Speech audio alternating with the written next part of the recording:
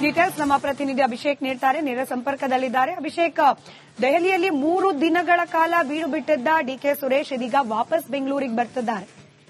ಇನ್ನು ನಾಳೆ ನಡೆಯಲಿರುವ ಈ ಬ್ರೇಕ್ಫಾಸ್ಟ್ ಮೀಟಿಂಗ್, ಅದರ ಬಗ್ಗೆ ಕೂಡ ಸಾಕಷ್ಟು ಕುತೂಹಲ. ಅಪ್ಡೇಟ್ಸ್ ಹಂಚಿಕೊಳ್ಳೋದಾದ್ರೆ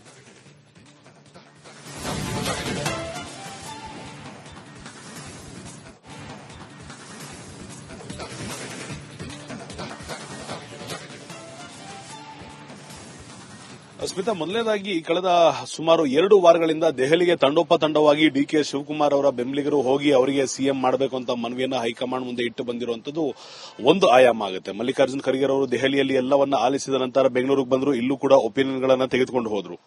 ನಂತರ ರಾಹುಲ್ ಗಾಂಧಿ ಅವರು ದೆಹಲಿಯಲ್ಲೇ ಇದ್ದುಕೊಂಡು ಎರಡೂ ತಂಡಗಳು ಏನ್ ಮಾಡ್ತಿದೆ ಅನ್ನೋದನ್ನ ಕೂಡ ಸೂಕ್ಷ್ಮವಾಗಿ ಗಮನಿಸಿದ್ದಾರೆ. ಮಲ್ಲಿಕಾರ್ಜುನ್ ಖರ್ಗೆ ಅವರ ಹತ್ರ ಮಾಹಿತಿ ತಗೊಂಡಿದ್ದಾರೆ, ಪ್ರಿಯಾಂಕ್ ಖರ್ಗೆ ಹತ್ರ ಮಾಹಿತಿ ತಗೊಂಡಿದ್ದಾರೆ. ಯಾವ ನಾಯಕರಿಗೆ ಎಷ್ಟೆಷ್ಟು ಬೆಂಬಲ ಇದೆ, ಯಾರು ನಂಬರ್ಗೆ ಮಾತಾಡ್ತಾ ಇದ್ದಾರೆ, ಯಾರು ಯಾವ ಕಾರ್ಡ್ ಅನ್ನ ಪ್ಲೇ ಮಾಡ್ತಾರೆ ಅನ್ನೋ ಮಾಹಿತಿಯನ್ನ ಈಗ ರಾಹುಲ್ ಗಾಂಧಿ ಕೂಡ ಕಲೆಕ್ಟ್ ಮಾಡಿರುವಂತದ್ದು. ರಣದೀಪ್ ಸಿಂಗ್ ಸುರ್ಜೇವಾಲಾ, ಕೆಸಿ ವೇಣುಗೋಪಾಲ್ ಅವರು ಎರಡೂ ನಾಯಕರ ಜೊತೆ ಮಾತನಾಡಿದ್ದಾರೆ. ಯಾವ ರೀತಿ ಇದನ್ನು ಮುನ್ನಡೆಸಿಕೊಂಡು ಹೋಗಬೇಕು ಅನ್ನೋ ಅಂಶವನ್ನ ಇಬ್ಬರು ನಾಯಕರಿಗೆ ತಿಳಿಸಿರುವಂತದ್ದು. ಇವಿಷ್ಟಾಯ್ತು ಅಂದ್ರೆ ಕೊನೆಯದಾಗಿ ಅಂಕಿತವನ್ನ ಹಾಕಬೇಕಾಗಿರುವಂತದ್ದು ಸೋನಿಯಾ ಗಾಂಧಿ ಅವರು ಹಾಗೂ ಪ್ರಿಯಾಂಕಾ ಗಾಂಧಿ ಅವರು. ಇವರಿಬ್ಬರಿಗೆ ಒಪಿನಿಯನ್ ಅನ್ನ ರಾಹುಲ್ ಗಾಂಧಿ ಅವರು ಕೊಡ್ತಾರೆ. ಇವರು ಕೊಟ್ಟ ನಂತರ ಯಾವ ನಾಯಕನನ್ನ ಮುಂದುವರಿಸಬೇಕು, ಯಾರನ್ನ ಸಿಎಂ ಮಾಡಬೇಕು ಅನ್ನೋ ನಿರ್ಧಾರಕ್ಕೆ ಈಗ ಕಾಂಗ್ರೆಸ್. ಎರಡನೇ ಭಾಗ ದೆಹಲಿಯಿಂದ ಕಂಪ್ಲೀಟ್ ಆಗಿ ಈ ಸದ ಮಟ್ಟಿಗೆ ಈ ಪವರ್ ಸೆಂಟರ್ ಬೆಂಗಳೂರಿಗೆ ಶಿಫ್ಟ್ ಆಗಿರುವಂತದ್ದು. ಯಾಕೆಂದ್ರೆ 3 ದಿನಗಳ ಹಿಂದ ಡಿಕೆ ಸುರೇಶ್ ಅವರು ಶಿವಕುಮಾರ್ ಅವರ ಸಹೋದರ ಅಣ್ಣನ ಪರವಾಗಿ ಬ್ಯಾಟ್ ಬೀಸೋದಕ್ಕೆ ಹೋಗಿದ್ರು. ಆದ್ರೆ ಸದ್ಯ ಮಟ್ಟಿಗೆ ಸಮಯಾವಕಾಶ ಸಿಕ್ಕಿಲ್ಲ ಅನ್ನೋ ಕಾರಣದಿಂದ ವಾಪಸ್ ಬಂದಿದ್ದಾರೆ. ಇದ್ರ ಬೆನ್ನಲ್ಲೇ ಸಿದ್ದರಾಮಯ್ಯನವರ ಮನೆಯಲ್ಲಿ ತಿಂಡಿಯನ್ನ ತಿಂದಿದ್ದಂತ ಡಿಕೆ ಶಿವಕುಮಾರ್ ಅವರ ಮನೆಯಲ್ಲಿ ಈಗ ಸದಾಶಿವನಗರದಲ್ಲಿ ನಾಳೆ ಬೆಳಿಗ್ಗೆ ಸಿದ್ದರಾಮಯ್ಯನವರು ತಿಂಡಿಗೆ ಬರ್ತಾ ಇದ್ದಾರೆ. ಇಲ್ಲಿಗೆ ಒಮ್ಮತದ ಸಂದೇಶವನ್ನ ಸಾರೋದಕ್ಕೆ ಈಗ ಇಬ್ಬರು ನಾಯಕರು ರೆಡಿ ಆಗಿರುವಂತದ್ದು. ನಾವು ಜೋಡೆತ್ತುಗಳ ತರ ನಾವು ಸರ್ಕಾರವನ್ನ ನಡೆಸಿಕೊಂಡು ಹೋಗ್ತೇವೆ, ಯಾವುದೇ ಸಮಸ್ಯೆ ಇಲ್ಲ, ಪಕ್ಷವನ್ನ ಮತ್ತಷ್ಟು ಹೆಚ್ಚಾಗಿ ಬಲಪಡಿಸುವಂತ ಕಟ್ಟುವಂತ ಕೆಲಸವನ್ನು ಮಾಡ್ತೇವೆ, ಸರ್ಕಾರದಲ್ಲಿ ಯಾವುದೇ ಲೋಪದೋಷ ಇಲ್ಲ, ನಮ್ಮಲ್ಲಿ ಎಲ್ಲರೂ ಕೂಡ ಸಮಾನರ ಅನ್ನೊಂದು ಮಾಹಿತಿಯನ್ನ, ಒಂದು ಪಿಕ್ಚರ್ ಅನ್ನ ಜನರಿಗೆ ನೀಡೋದಕ್ಕೆ ಈ ಒಂದು ನಿರ್ಧಾರಕ್ಕೆ ಈಗ ಉಭಯ ನಾಯಕರು ಬಂದಿರುವಂತದ್ದು. ಅದು ಕೂಡ ಹೈಕಮಾಂಡ್ ನ ಆದೇಶದ ನಂತರ. ಇಲ್ಲಿಗೆ ಸಿದ್ದರಾಮಯ್ಯನವರಾಗಲಿ ಡಿಕೆ ಶಿವಕುಮಾರ್ ಆಗಲಿ ಎಐಸಿಸಿ ಮಾತನ್ನ ನಾವು ಕೇಳ್ತೇವೆ, ಹೈಕಮಾಂಡ್ ಹೇಳಿದ್ದೆ ಕೊನೆಯ ಮಾತಂತ ಹೇಳಿರೋದ್ರಿಂದ ಈ ಸದ್ಯದ ಮಟ್ಟಿಗೆ ಸಿದ್ದರಾಮಯ್ಯನವರ ಮನೆಯಲ್ಲಿ ತಿಂಡಿಯನ್ನ ತಿಂದಂತ ಸಂದರ್ಭದಲ್ಲಿ ಇಬ್ಬರು ಜೊತೆಯಲ್ಲಿ ನಡೆಸಿಕೊಂಡು ಹೋಗ್ತೇವೆ, ಪಕ್ಷವನ್ನ ಬಲಪಡಿಸ್ತೇವೆ, ಮುಂದಿನ ಚುನಾವಣೆಗಳಿಗೆ ನಾವು ಈಗಾಗಲೇ ಪ್ಲಾನಿಂಗ್ ಅನ್ನು ಆರಂಭ ಮಾಡಿದ್ದೇವೆ ಅಂತಾರೆ. ನಾಳೆಗೆ ಅಹಿಂದ ಸಮುದಾಯದ ಅಷ್ಟೂ ಜನರು ಈಗ ಡಿಕೆ ಶಿವಕುಮಾರ್ ಅವರ ಮನೆಗೆ ಸಿದ್ದರಾಮಯ್ಯ ಹೋಗಿದ್ದಾರೆ ಅನ್ನೋ ಒಂದು ಸಂದರ್ಭದಲ್ಲಿ ಎರಡೂ ಬಣಗಳು ಒಂದಾಗುವಂತ ಸಾಧ್ಯತೆ ಇದೆ. ದೆಹಲಿಗೆ ಹೋಗಿ ಬರುವಂತ ಸಾಧ್ಯತೆ ಕಡಿಮೆ ಆಗುತ್ತೆ. ಇಲ್ಲಿಗೆ ಇಬ್ಬರು ಕೂಡ ಒಮ್ಮತಕ್ಕೆ ಬಂದಿದ್ದಾರೆ. ಯಾವಾಗ ಹೈಕಮಾಂಡ್ ಹೇಳುತ್ತೆ ಆ ಸಂದರ್ಭಕ್ಕೆ ಅಧಿಕಾರವನ್ನ ಬಿಟ್ಕೊಡ್ತೇನೆ ಅಂತ ಸಿದ್ದರಾಮಯ್ಯನವರು ಹೇಳಿದ್ದಾರೆ ಅನ್ನೋದು ಮಾಹಿತಿ ಬಂದಿರುವಂತದ್ದು. ಈ ಹಿನ್ನೆಲೆ ನಾಳೆಯ ಸಭೆ ಅಥವಾ ತಿಂಡಿ ಏನಿದೆ, ಇದಾದ ನಂತರ ಮತ್ತೊಂದು ಅನೌಪಚಾರಿಕ ಸಭೆ ಡಿಕೆ ಶಿವಕುಮಾರ್ ಹಾಗೂ ಡಿಕೆ ಸುರೇಶ್ ಅವರು ಸಂಜೆಯ ನಂತರ ಮಾಡ್ತಾ ಇದ್ದಾರೆ ಅನ್ನೋದು ಮಾಹಿತಿ ಕೂಡ ಇರೋದ್ರಿಂದ ನಾಳೆಯ ಸಭೆಯಲ್ಲಿ ಯಾರ ಜೊತೆ ಫೋನ್ ನಲ್ಲಿ ಮಾತನಾಡ್ತಾರೆ ಇಬ್ರು ನಾಯಕರು. ಕಳೆದ ಬಾರಿ ಸಿದ್ದರಾಮಯ್ಯನವರ ಮನೆಯಲ್ಲಿ ಮೀಟ್ ಮಾಡಿದಾಗಲೂ ಕೂಡ ಒಂದು ಫೋನ್ ಕಾಲ್ ಹೋಗಿತ್ತು ದೆಹಲಿಗೆ ಅಂತ ಹೇಳಲಾಗಿದೆ. ಈ ಸಂದರ್ಭದಲ್ಲಿ ಯಾವ ನಾಯಕರ ಜೊತೆಗೆ ಮಾತನಾಡ್ತಾರೆ, ಇಬ್ಬರೇ ಇರುವಂತಹ ಕೊಠಡಿಯಲ್ಲಿ ದೆಹಲಿಯಿಂದ ಯಾವ ಸಂದೇಶ ಬರುತ್ತೆ, ಇಬ್ಬರು ಆ ಸ್ಥಳದಲ್ಲೇ ಕುಳಿತು ಒಪ್ಕೊಳ್ತಾರ ಅಥವಾ ಇಬ್ಬರನ್ನ ವಾಪಸ್ ದೆಹಲಿಗೆ ಕರೆಸಲಾಗುತ್ತಾ ಅನ್ನೊಂದು ವಿಚಾರಕ್ಕೆ ನಾಳೆಯ ತಿಂಡಿ ಖಂಡಿತವಾಗಿಯೂ ಮಹತ್ವದ ತಿರುವನ್ನ ಪಡೆಯುತ್ತೆ. ನವೆಂಬರ್ ಕ್ರಾಂತಿ ಮುಗಿತು ಸ್ಮಿತಾ, ಇನ್ನೇನಿದ್ರು ಕೂಡ ಮಾರ್ಚ್ ಅಥವಾ ಏಪ್ರಿಲ್ ನಂತರ ನಡೆಯಬೇಕಾಗಿರುವಂತಹ ಕ್ರಾಂತಿಗೆ ದಿನಾಂಕ ಮಾತ್ರ ಫಿಕ್ಸ್ ಆಗುತ್ತೆ ಅನ್ನೊಂದು ಮಾಹಿತಿ ಈಗ ಸಿಕ್ಕಿರುವಂತದ್ದು. ಇದಕ್ಕೆ ನಾಳೆಯ ಬ್ರೇಕ್ಫಾಸ್ಟ್ ಮೀಟಿಂಗ್ ಮತ್ತೊಂದು ಹಂತದ ಟರ್ನಿಂಗ್ ಪಾಯಿಂಟ್ ಆಗಲಿದೆ. ಸ್ಮಿತಾ, ಧನ್ಯವಾದ ಅಭಿಷೇಕ್ ಮಾಹಿತಿಗಾಗಿ. ಡೀಟೇಲ್ಸ್ ನಮ್ಮ ಪ್ರತಿನಿಧಿ ಅಭಿಷೇಕ್ ನೀಡ್ತಾರೆ, ನೇರ ಸಂಪರ್ಕದಲ್ಲಿದ್ದಾರೆ. ಅಭಿಷೇಕ್, ದೆಹಲಿಯಲ್ಲಿ 3 ದಿನಗಳ ಕಾಲ ಬೀಡು ಬಿಟ್ಟಿದ್ದ ಡಿಕೆ ಸುರೇಶ್ ಇದೀಗ ವಾಪಸ್ ಬೆಂಗಳೂರಿಗೆ ಬರ್ತಿದ್ದಾರೆ. ಇನ್ನು ನಾಳೆ ನಡೆಯಲಿರುವ ಈ ಬ್ರೇಕ್ಫಾಸ್ಟ್ ಮೀಟಿಂಗ್, ಅದರ ಬಗ್ಗೆ ಕೂಡ ಸಾಕಷ್ಟು ಕುತೂಹಲ. ಅಪ್ಡೇಟ್ಸ್ ಹಂಚಿಕೊಳ್ಳೋದಾದ್ರೆ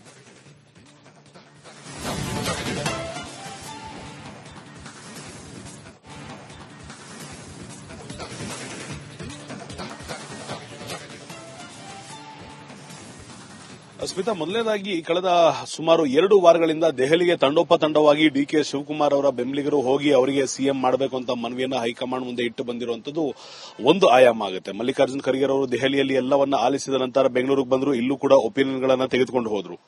ನಂತರ ರಾಹುಲ್ ಗಾಂಧಿ ಅವರು ದೆಹಲಿಯಲ್ಲೇ ಇದ್ದುಕೊಂಡು ಎರಡೂ ತಂಡಗಳು ಏನ್ ಮಾಡ್ತಿದೆ ಅನ್ನೋದನ್ನ ಕೂಡ ಸೂಕ್ಷ್ಮವಾಗಿ ಗಮನಿಸಿದ್ದಾರೆ. ಮಲ್ಲಿಕಾರ್ಜುನ್ ಖರ್ಗೆ ಅವರ ಹತ್ರ ಮಾಹಿತಿ ತಗೊಂಡಿದ್ದಾರೆ, ಪ್ರಿಯಾಂಕ್ ಖರ್ಗೆ ಹತ್ರ ಮಾಹಿತಿ ತಗೊಂಡಿದ್ದಾರೆ. ಯಾವ ನಾಯಕರಿಗೆ ಎಷ್ಟೆಷ್ಟು ಬೆಂಬಲ ಇದೆ, ಯಾರು ನಂಬರ್ಗೆ ಮಾತಾಡ್ತಾ ಇದ್ದಾರೆ, ಯಾರು ಯಾವ ಕಾರ್ಡ್ ಅನ್ನ ಪ್ಲೇ ಮಾಡ್ತಾರೆ ಅನ್ನೋ ಮಾಹಿತಿಯನ್ನ ಈಗ ರಾಹುಲ್ ಗಾಂಧಿ ಕೂಡ ಕಲೆಕ್ಟ್ ಮಾಡಿರುವಂತದ್ದು. ರಣದೀಪ್ ಸಿಂಗ್ ಸುರ್ಜೇವಾಲಾ, ಕೆಸಿ ವೇಣುಗೋಪಾಲ್ ರವರು ಎರಡೂ ನಾಯಕರ ಜೊತೆ ಮಾತನಾಡಿದ್ದಾರೆ. ಯಾವ ರೀತಿ ಇದನ್ನು ಮುನ್ನಡೆಸಿಕೊಂಡು ಹೋಗಬೇಕು ಅನ್ನೋ ಅಂಶವನ್ನ ಇಬ್ಬರು ನಾಯಕರಿಗೆ ತಿಳಿಸಿರುವಂತದ್ದು. ಇವಿಷ್ಟಾಯ್ತು ಅಂದ್ರೆ ಕೊನೆಯದಾಗಿ ಅಂಕಿತವನ್ನ ಹಾಕಬೇಕಾಗಿರುವಂತದ್ದು ಸೋನಿಯಾ ಗಾಂಧಿ ರವರು ಹಾಗೂ ಪ್ರಿಯಾಂಕಾ ಗಾಂಧಿ ರವರು. ಇವರಿಬ್ಬರಿಗೆ ಒಪಿನಿಯನ್ ಅನ್ನ ರಾಹುಲ್ ಗಾಂಧಿ ರವರು ಕೊಡ್ತಾರೆ. ಇವರು ಕೊಟ್ಟ ನಂತರ ಯಾವ ನಾಯಕನನ್ನ ಮುಂದುವರಿಸಬೇಕು, ಯಾರನ್ನ ಸಿಎಂ ಮಾಡಬೇಕು ಅನ್ನೋ ನಿರ್ಧಾರಕ್ಕೆ ಈಗ ಕಾಂಗ್ರೆಸ್.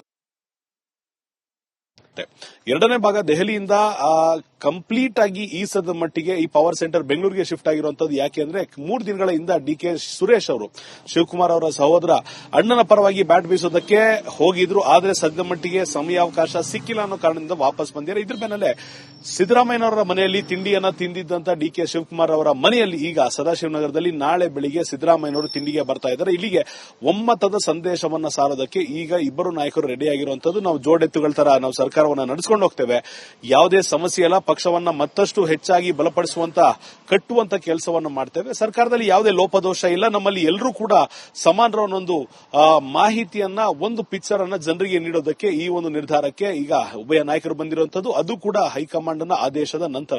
ಇಲ್ಲಿಗೆ ಸಿದ್ದರಾಮಯ್ಯನವರಾಗಲಿ ಡಿಕೆ ಶಿವಕುಮಾರ್ ಆಗಲಿ ಎಐಸಿಸಿ ಮಾತನ್ನ ನಾವು ಕೇಳ್ತೇವೆ, ಹೈಕಮಾಂಡ್ ಹೇಳಿದ್ದೆ ಕೊನೆಯ ಮಾತಂತ ಹೇಳಿರೋದ್ರಿಂದ ಈ ಸದ್ಯದ ಮಟ್ಟಿಗೆ ಸಿದ್ದರಾಮಯ್ಯನವರ ಮನೆಯಲ್ಲಿ ತಿಂಡಿಯನ್ನ ತಿಂದಂತ ಸಂದರ್ಭದಲ್ಲಿ ಇಬ್ಬರು ಜೊತೆಯಲ್ಲಿ ನಡೆಸಿಕೊಂಡು ಹೋಗ್ತೇವೆ, ಪಕ್ಷವನ್ನು ಬಲಪಡಿಸ್ತೇವೆ, ಮುಂದಿನ ಚುನಾವಣೆಗಳಿಗೆ ನಾವು ಈಗಾಗಲೇ ಪ್ಲಾನಿಂಗ್ ಅನ್ನು ಆರಂಭ ಮಾಡಿದ್ದೇವೆ ಅಂತಾರೆ.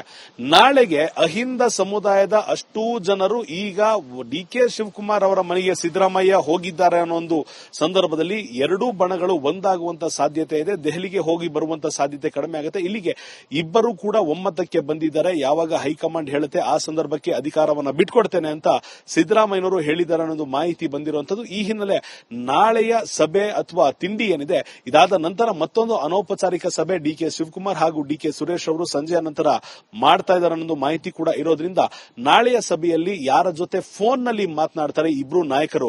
ಕಳೆದ ಬಾರಿ ಸಿದ್ದರಾಮಯ್ಯನವರ ಮನೆಯಲ್ಲಿ ಮೀಟ್ ಮಾಡಿದಾಗಲೂ ಕೂಡ ಒಂದು ಫೋನ್ ಕಾಲ್ ಹೋಗಿತ್ತು ದೆಹಲಿಗೆ ಅಂತ ಹೇಳಲಾಗಿದೆ. ಈ ಸಂದರ್ಭದಲ್ಲಿ ಯಾವ ನಾಯಕರ ಜೊತೆಗೆ ಮಾತನಾಡ್ತಾರೆ, ಇಬ್ಬರೇ ಇರುವಂತಹ ಕೊಠಡಿಯಲ್ಲಿ ದೆಹಲಿಯಿಂದ ಯಾವ ಸಂದೇಶ ಬರುತ್ತೆ, ಇಬ್ಬರು ಆ ಸ್ಥಳದಲ್ಲೇ ಕುಳಿತು ಒಪ್ಕೊಳ್ತಾರ ಅಥವಾ ಇಬ್ಬರನ್ನ ವಾಪಸ್ ದೆಹಲಿಗೆ ಕರೆಸಲಾಗುತ್ತಾ ಅನ್ನೊಂದು ವಿಚಾರಕ್ಕೆ ನಾಳೆಯ ತಿಂಡಿ ಖಂಡಿತವಾಗಿಯೂ ಮಹತ್ವದ ತೀರ್ವನ್ನ ಪಡೆಯುತ್ತೆ. ನವೆಂಬರ್ ಕ್ರಾಂತಿ ಮುಗಿದು ಸ್ಮಿತಾ, ಇನ್ನೇನಿದ್ರು ಕೂಡ ಮಾರ್ಚ್ ಅಥವಾ ಏಪ್ರಿಲ್ ನಂತರ ನಡೆಯಬೇಕಾಗಿರುವಂತಹ ಕ್ರಾಂತಿಗೆ ದಿನಾಂಕ ಮಾತ್ರ ಫಿಕ್ಸ್ ಆಗುತ್ತೆ ಅನ್ನೊಂದು ಮಾಹಿತಿ ಈಗ ಸಿಕ್ಕಿರುವಂತದ್ದು. ಇದಕ್ಕೆ ನಾಳೆಯ ಬ್ರೇಕ್ಫಾಸ್ಟ್ ಮೀಟಿಂಗ್ ಮತ್ತೊಂದು ಹಂತದ ಟರ್ನಿಂಗ್ ಪಾಯಿಂಟ್ ಆಗಲಿದೆ. ಸ್ಮಿತಾ, ಧನ್ಯವಾದ ಅಭಿಷೇಕ್ ಮಾಹಿತಿಗಾಗಿ. ಡೀಟೇಲ್ಸ್ ನಮ್ಮ ಪ್ರತಿನಿಧಿ ಅಭಿಷೇಕ್ ನೀಡ್ತಾರೆ, ನೇರ ಸಂಪರ್ಕದಲ್ಲಿದ್ದಾರೆ. ಅಭಿಷೇಕ್, ದೆಹಲಿಯಲ್ಲಿ 3 ದಿನಗಳ ಕಾಲ ಬೀಡು ಬಿಟ್ಟಿದ್ದ ಡಿಕೆ ಸುರೇಶ್ ಇದೀಗ ವಾಪಸ್ ಬೆಂಗಳೂರಿಗೆ ಬರ್ತಿದ್ದಾರೆ. ಇನ್ನು ನಾಳೆ ನಡೆಯಲಿರುವ ಈ ಬ್ರೇಕ್ಫಾಸ್ಟ್ ಮೀಟಿಂಗ್, ಅದರ ಬಗ್ಗೆ ಕೂಡ ಸಾಕಷ್ಟು ಕುತೂಹಲ. ಅಪ್ಡೇಟ್ಸ್ ಹಂಚಿಕೊಳ್ಳೋದಾದ್ರೆ